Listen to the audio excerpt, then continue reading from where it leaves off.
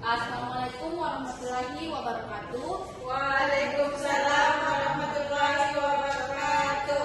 Apa kabar hari ini anak-anak? Alhamdulillah. Oke, sebelum memulai pembelajaran pada hari ini, alangkah baiknya kita berdoa terlebih dahulu. Silakan ketua kelasnya memimpin teman-temannya untuk doa. Taib. Kiaman. Salaman. Assalamualaikum warahmatullahi wabarakatuh. Waalaikumsalam warahmatullahi wabarakatuh. Berdoa dimulai. Berdoa selesai. Jurusan.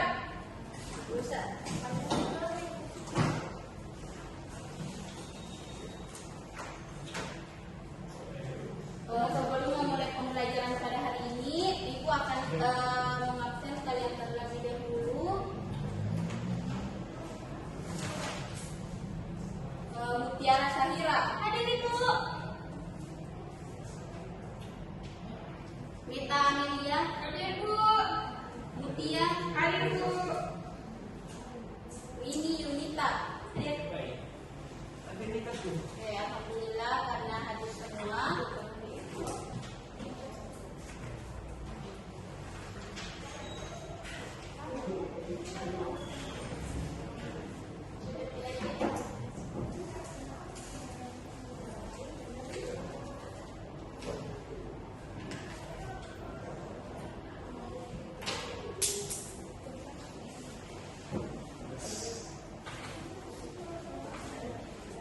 Anak-anak, tolong perhatikan dulu. Di sini hari ini tuh kita akan belajar terkait dengan klasifikasi materi dan perubahannya. Untuk hari ini tuh kita terkhusus membahas mengenai apa itu klasifikasi materi. Nah, di sini itu Ibu punya dua benda. Yang di sebelah kanan Ibu itu ada botol yang berisikan air dan di sebelah kiri itu ada buku.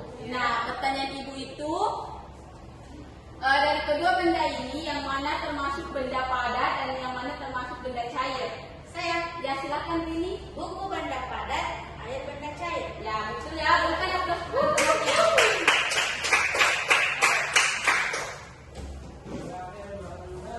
Ya selanjutnya silakan perhatikan gambar di atas.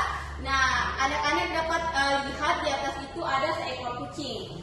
Nah pertanyaannya itu kucing ini termasuk ke dalam benda apa? Kan tadi sudah disebutkan temannya bahwa botol yang berisikan air ini termasuk benda cair dan buku ini termasuk benda padat. Nah untuk kucing ini termasuk benda apa? Cair. Cair. Ini Bu. Mutia? Saya cair Bu. Saya cair. Ada lagi yang lain? Di atas Bu. Oke. Tadi temannya mengatakan bahwa kucing termasuk benda cair ya. Benar ya yang dikatakan temannya, kucing ini termasuk benda cair. Di sini itu ada seorang peneliti yang pernah mengambil topik tentang kucing ini. Nah, untuk penelitiannya itu yang menyatakan bahwa kucing ini termasuk benda cair karena memiliki ciri-ciri dari benda cair, yaitu dapat menyesuaikan diri dengan tempatnya. Ini dapat anak-anak lihat bahwa kucing ini dapat masuk ke dalam toples. Nah, bentuknya itu mengikuti tempat toplesnya.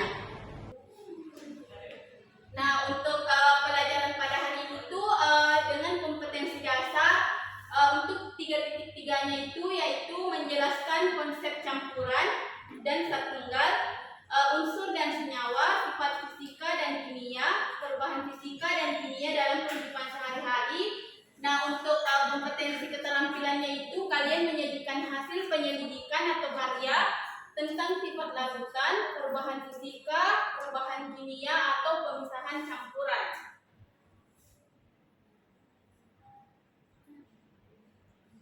Nah, untuk indikatornya itu ada 4 yang perlu kalian capai untuk pertemuan hari ini.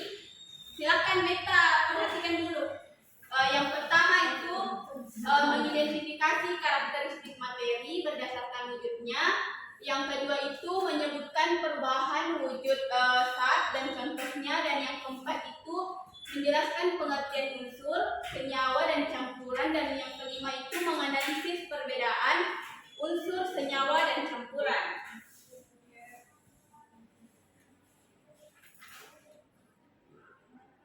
Nah, untuk penilaiannya itu ada 3.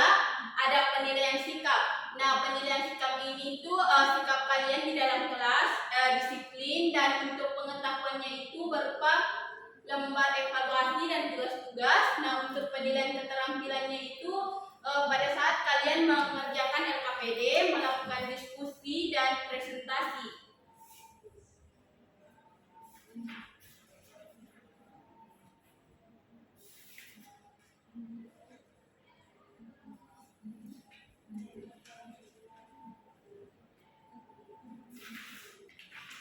Sebelumnya Ibu akan membagi kalian menjadi 2 kelompok. Untuk kelompok pertama itu Mutiara, Sahira, dan Mutia. Untuk kelompok 2 Rini dan Meta. Silakan kumpul dulu sama teman kelompoknya.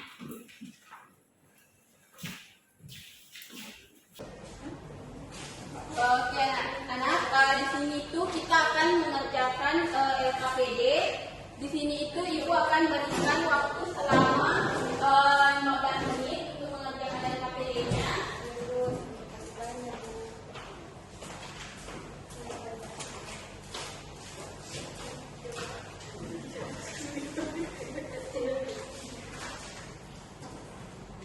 Oke, perhatikan dulu petunjuk yang Ibu berikan.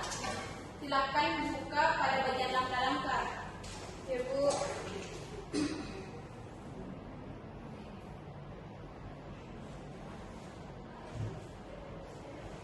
Mana diklik ini YouTube.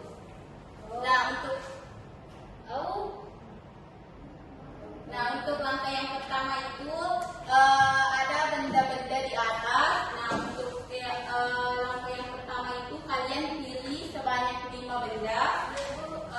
Kemudian kalian klasifikasikan ke dalam 3 kolom dari LKPD kalian. Kemudian jawab pertanyaan diskusi. Di situ ada 3 nomor beserta dengan kesimpulan. Bila ada yang tidak dimengerti bisa bertanya ke Ibu. Ibu berikan waktu selama 15 menit pengerjaan.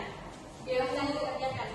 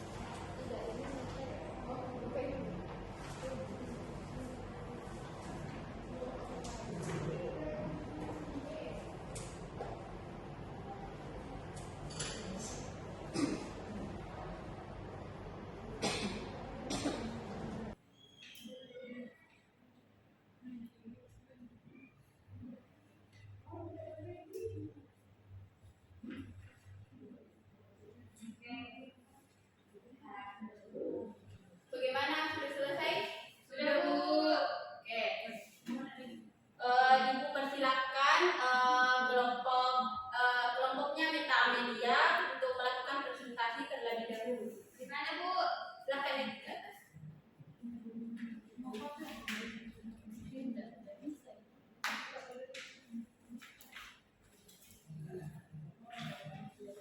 Nah, silakan anak-anak perhatikan temannya di atas. Apabila ada yang berbeda bisa disampaikan.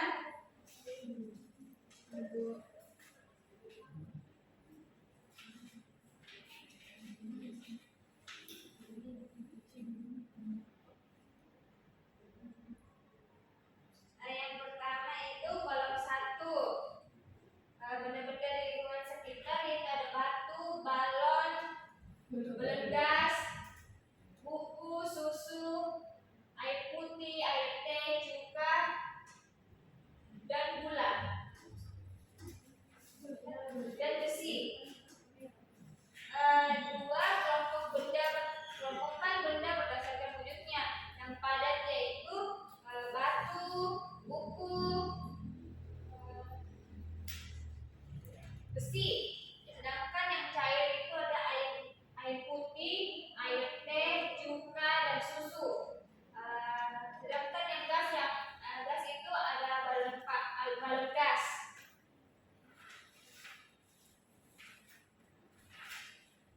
Yang ketiga itu kelompokan unsur, senyawa, dan campuran. Yang termasuk unsur itu ada batu, besi, balon gas, dan buku. Sedangkan yang termasuk senyawa ada air putih. Yang termasuk campuran ada air teh dan susu. Oke, pertanyaannya? Pertanyaan diskusi pertama, apakah benda yang kalian temukan memiliki karakteristik yang sama atau berbeda? Ya, benda-benda tersebut ada yang memiliki karakteristik yang sama dan ada pula yang berbeda. Yang dia silahkan perhatikan temannya. Contohnya itu batu, buku, dan besi memiliki wujud padat. Air, susu, dan es teh memiliki wujud yang sama, yaitu wujud cair. Yang kedua, apakah benda yang kalian temukan dapat dikelompokkan ke dalam unsur, senyawa, atau campuran? Iya, benda-benda tersebut dapat dikelompokkan ke dalam unsur, senyawa atau campuran. Contohnya pada batu, buku, dan buku, balon, dan juga besi merupakan unsur. Sedangkan yang merupakan senyawa itu ada air putih, ada campuran, ada susu, dan air teh. Yang ketiga, bagaimana kalian menganalisis perbedaan yang dimiliki oleh benda-benda yang kalian temukan? Dengan mengidentifikasi ciri lain yang dimiliki masing-masing benda, lalu membandingkan dengan benda lainnya atau mengamati karakteristik benda tersebut, mencatat persamaan atau perbedaan, kemudian memasukkan benda yang sama ke dalam satu kelompok dan memberi nama setiap kelompok tersebut. Kesimpulan dari LKPD ini yaitu wujud zat terbagi menjadi tiga. Yang pertama ada wujud padat, cair, dan gas. Pengertian dari unsur yaitu partikel terkecil suatu materi dan tidak dapat dibagi lagi. Pengertian dari senyawa yaitu bagian dari beberapa unsur. Dan campuran merupakan gabungan dari dua zat atau lebih yang masih memiliki sifat aslinya. Oke, Bu. Terima kasih, Meta. Berikan aplaus kepada temannya. Oke, selanjutnya saya persilahkan kepada kelompok pertama. Silakan perwakilannya untuk presentasi. Iya, Bu. Nah, yang dipresentasikan itu langsung nomor 2, kelompok benda berdasarkan wujudnya. Oh iya, Bu. Kelompok benda berdasarkan wujudnya, yang benda padat ada batu, ada buku, dan ada besi. Kalau benda cair ada air. Kalau gas ada balon gas. Kalau senyawa ada air, kalau campuran ada susu. Siapa itu yang ribut? Perhatikan temannya. Ya, Bu. Kalau yang pertanyaan diskusi,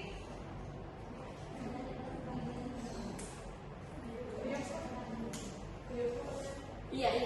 pertanyaan diskusi yang pertama, apakah benda yang kalian temukan memiliki karakteristik yang sama? Ya, ada yang sama dan ada juga yang beda. Yang kedua, apakah benda yang kalian temukan dapat ditemukan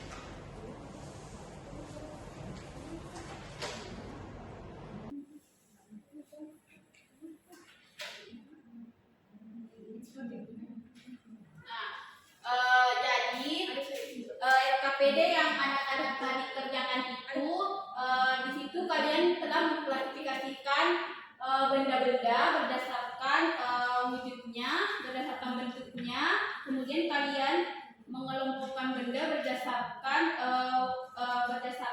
unsur, senyawa dan campuran. Nah, benda-benda yang kalian tadi kelompokkan itu merupakan bagian dari materi. Nah, di sini itu materi adalah segala sesuatu yang menempati ruang dan memiliki massa. Jadi materi ini tuh ada di sekeliling kita, seperti halnya tadi botol minum merupakan materi, meja merupakan materi. Selain benda-benda yang tadi kalian kelompokkan itu, materi juga terdapat pada makhluk hidup. Contohnya itu kita sendiri. Nah, pada diri kita itu terkandung adanya materi berupa darah, berupa tulang, dan berupa daging.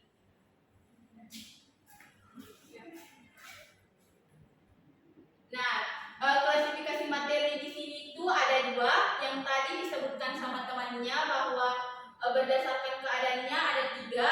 Ada benda padat, benda cair, dan benda gas. Dan untuk berdasarkan komposisinya itu ada unsur, senyawa, dan campuran. Nah, di sini tuh anak-anak perhatikan ketiga gambar di atas, di situ ada benda padat. Nah, perhatikan gambarnya, di situ susunan partikelnya rapat. Nah, bentuk dan volumenya tetap dan partikelnya itu tidak dapat bergerak bebas. Nah, untuk gambar yang kedua yaitu benda cair. Nah, di sini tuh susunan partikelnya agak renggang, bentuknya tidak tetap. Jadi bentuk cair ini tuh mengikuti tempatnya. Nah, untuk gas sendiri itu susunan partikelnya renggang dan memiliki bentuk yang tidak tetap. Nah, tadi itu ada jenis-jenis benda. Selanjutnya ada perubahan bentuk benda, di mana perubahan bentuk benda ini merupakan perubahan termodinamika dari satu fase benda ke keadaan bentuk benda lainnya. Perubahan ini bisa terjadi karena adanya peristiwa pelepasan dan penyerapan kalor. Nah, yang selanjutnya itu materi berdasarkan komposisinya.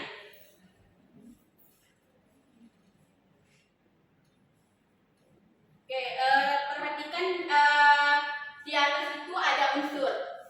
Nah, unsur itu adalah zat tunggal yang paling sederhana dan tidak dapat diuraikan lagi melalui proses kimia biasa dan akan mempertahankan karakteristik asli dari unsur tersebut.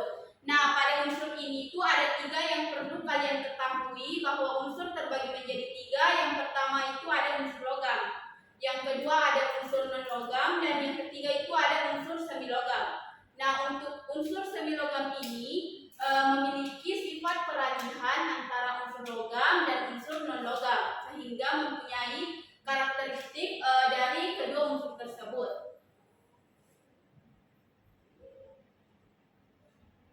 Nah, selanjutnya itu ada sistem periodik unsur. Tadi itu ada tiga jenis unsur yang disebutkan.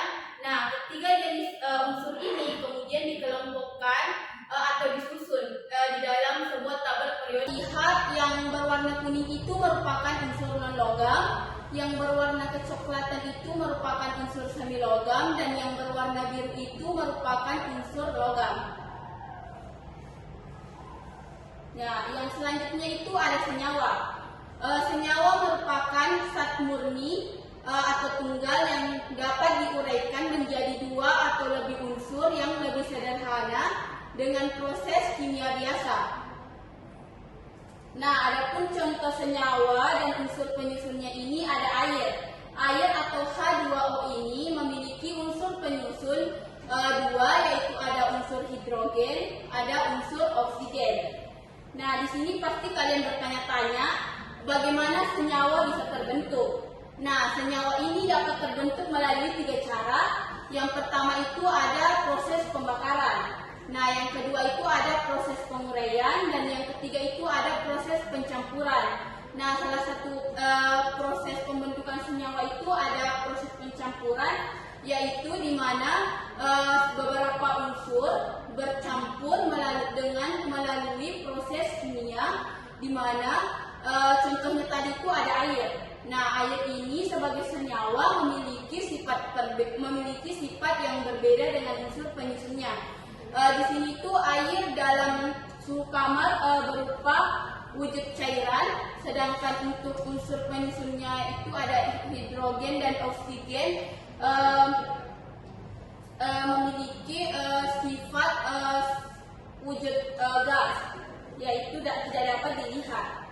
Nah, contoh selanjutnya itu ada garam dapur atau NaCl. Untuk penyusunnya itu ada dua, ada unsur natrium, klorin, dan untuk gula tebu atau sukrosa ini terdiri dari unsur karbon, hidrogen, dan oksigen.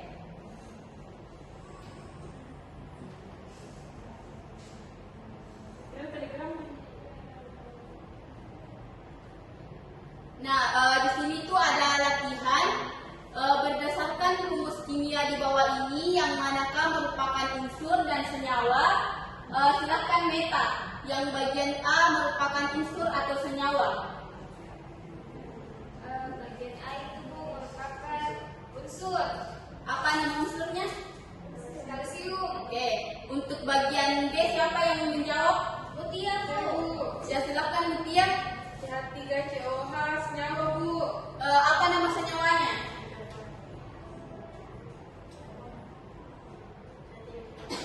CH3COH Asam cuka. asam cuka. Oke, yang bagian C-nya Saya, Bu. makan ini CO2 termasuk apa? Senyawa. Oke, yang bagian D yang terakhir Muti. Oh, senyawa, Bu. C12H2O11 gula. Oke, berikan aplaus kepada temannya.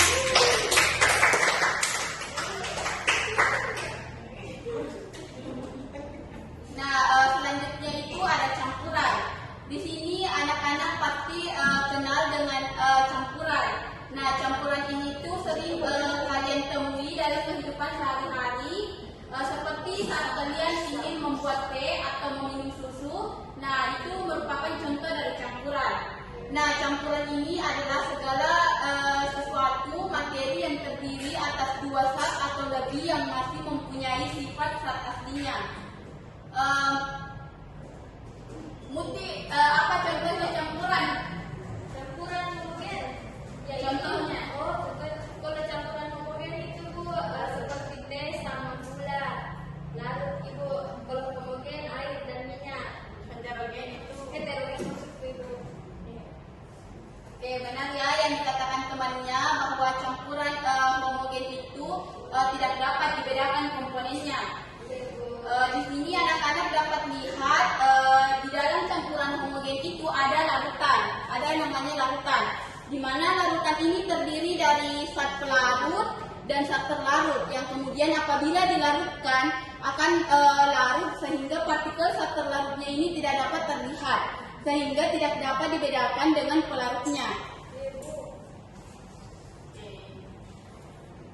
Nah, untuk campuran heterogen sendiri itu adalah campuran yang terjadi karena zat yang tidak dapat bercampur satu dengan yang lainnya secara sempurna, sehingga dapat dikenali zat penyusunnya. Tadi dikatakan bahwa minyak dan air itu merupakan campuran heterogen. Di sini tuh dapat kalian lihat, kita dapat melihat perbedaan zat penyusun dari minyak dan air itu sendiri. Nah, selanjutnya ada perbedaan unsur, senyawa, dan campuran. Ada yang bisa bantu Ibu untuk membacakan perbedaannya? Silahkan Rini. Perbedaan unsur, senyawa, dan campuran. Unsur zat tunggal tidak dapat. Zat yang pertama zat tunggal, yang kedua tidak dapat diuraikan, yang ketiga terdiri atas satu jenis atom. Untuk senyawa, yaitu zat tunggal dapat diuraikan tersusun atas dua jenis atom atau lebih berbanding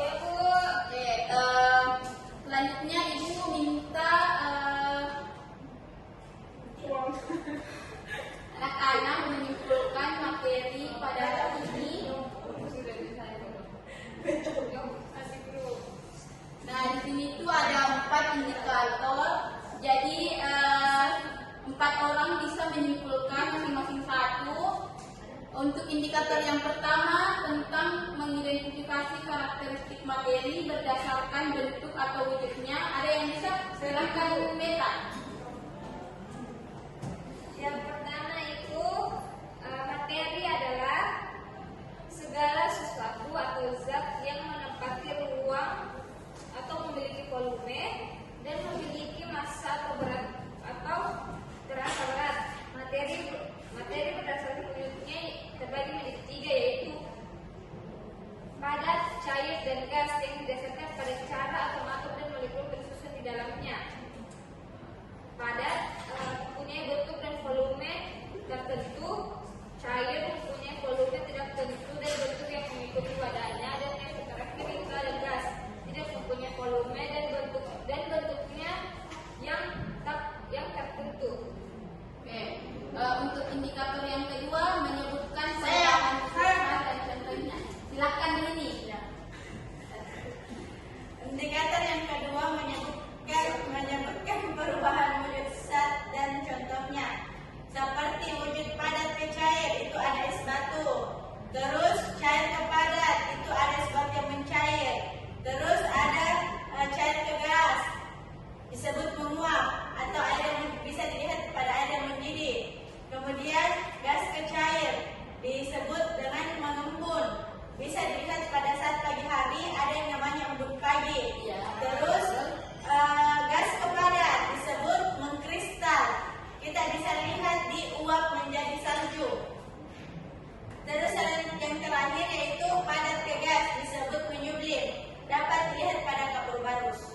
Oke, untuk indikator yang ketiga tentang pengertian unsur. Silakan Cia.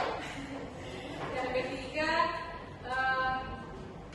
perbedaan unsur senyawa dan campuran. Yang pertama, bahwa unsur itu merupakan zat tunggal yang paling sederhana dan tidak dapat diuraikan lagi. Kalau senyawa terunsur ada atas dua unsur atau lebih. Kalau campuran adalah materi yang terdiri dari dua zat atau lebih. Yang terakhir menganalisis perbedaan. Silakan Tiara.